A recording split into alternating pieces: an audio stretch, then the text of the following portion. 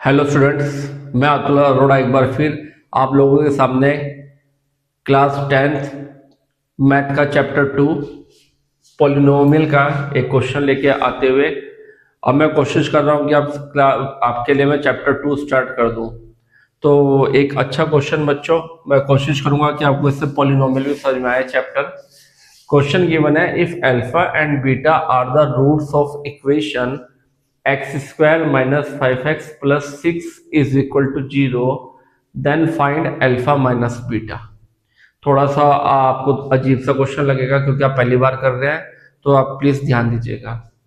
हमको इक्वेशन दे रखा है X square minus 5x plus 6 is equal to 0।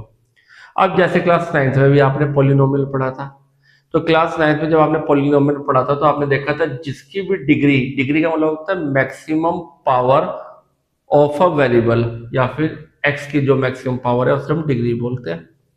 तो अगर डिग्री 2 है तो उसके रूट्स भी 2 निकलते हैं, अगर डिग्री 3 है तो उसके रूट्स भी 3 निकलते हैं।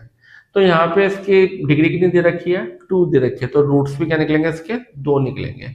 तो बच्चों हम इसके 2 रूट मान लेते हैं, एक रूट को लेट कर लिया अल्फा और एक रूट को हमने लेट कर लिया बीटा। फिर उसके बाद ये जो इक्वेशन हमें गिवन है इसको हम कंपेयर करते हैं इक्वेशन किससे, a x square plus b x plus c is equal to 0 quadratic equation से। अब आप ध्यान दीजिएगा, एक्स स्क्वायर के साथ क्या लिखा हुआ है ए, यहाँ पे एक्स स्क्वायर के साथ कुछ नहीं लिखा हुआ है, कुछ लिखा है तो मैं क्या ले लेता हूँ 1, क्योंकि एक्स स्क्वायर की 1 से मल्टीप्लाई होगी तो एक्स स्क्वायर ही आना है, तो a इज इक्वल टू 1 कर देंगे।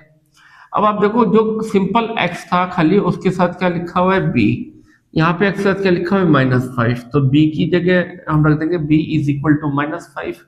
लास्ट में लिखा है c जो कि कांस्टेंट टर्म होती है, c इज इक्वल टू 6। अब मैंने 2 रूट्स मान लेते हैं अल्फा एंड बीटा। बच्चों जो सम ऑफ रूट्स होते हैं, जो सम ऑफ रूट्स होते हैं उनका फॉर्मूला होता है -b/a। ये आपको याद करना है, ये आपको अच्छे से याद होना चाहिए। Sum of roots alpha plus beta is equal to -b/a।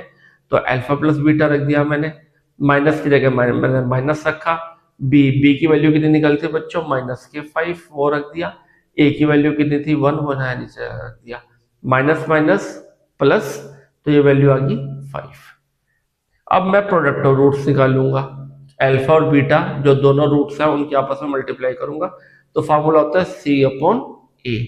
अब c की वैल्यू कितनी निकाली थी मैंने 6, और a की वैल्यू निकाली थी 1 वो रखा, 6 को 1 से डिवाइड करा तो मुझे मिल गया 6। अब मुझे जो निकालना था, मुझे निकालता है अल्फा माइनस बीटा।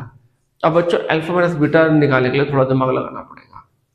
अब आप देखिए अल्फा माइनस बीटा, एक बात ध्यान दीजिएगा, क्या मैं अल्फा माइनस बीटा का होल स्क्वायर अगर मैं लेता हूं तो क्या मैं उसे ले सकता हूं alpha plus beta whole square minus 4 alpha beta.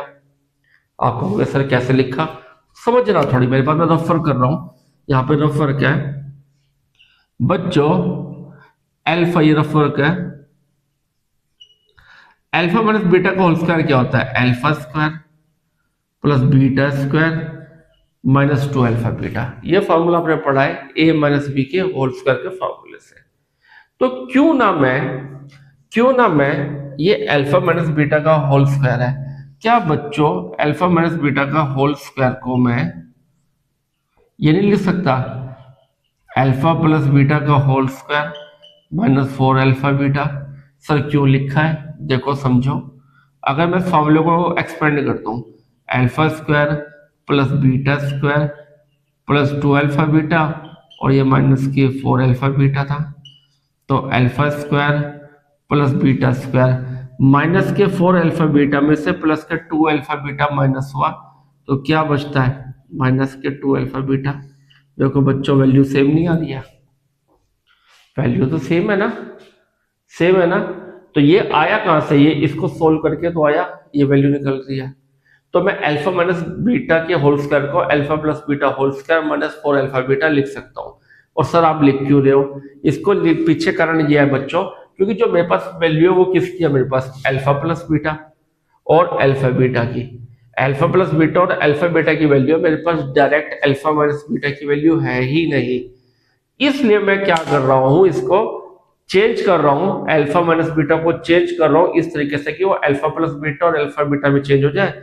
इसकी वैल्यू मेरे पास है, इसकी वैल्यू मैं पुट करके आंसर निकाल दूं। प्लीज इस पर थोड़ा ध्यान दीजिएगा, ये मैंने क्या किया है।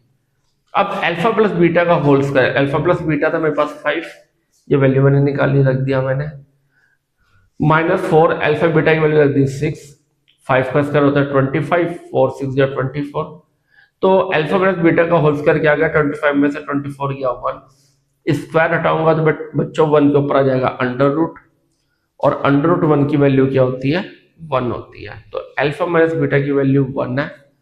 बच्चों अपने आप में एक बहुत अच्छा क्वेश्चन है, थोड़ा ट्रिकी क्वेश्चन है, पर ऐसे क्वेश्चन आपको करने ही पड़ेंगे। मैं स्टार्ट करवा रहा हूँ, थोड़ी कोशिश करना, मैं ऐसे क्वेश्चन आपके लिए और बच्चों लगातार लेके आता रहूंगा जिससे आपको समझ में आ जाए। तो प्लीज प्लीज प्लीज प्रैक्टिस जरूर करना। Thank you students.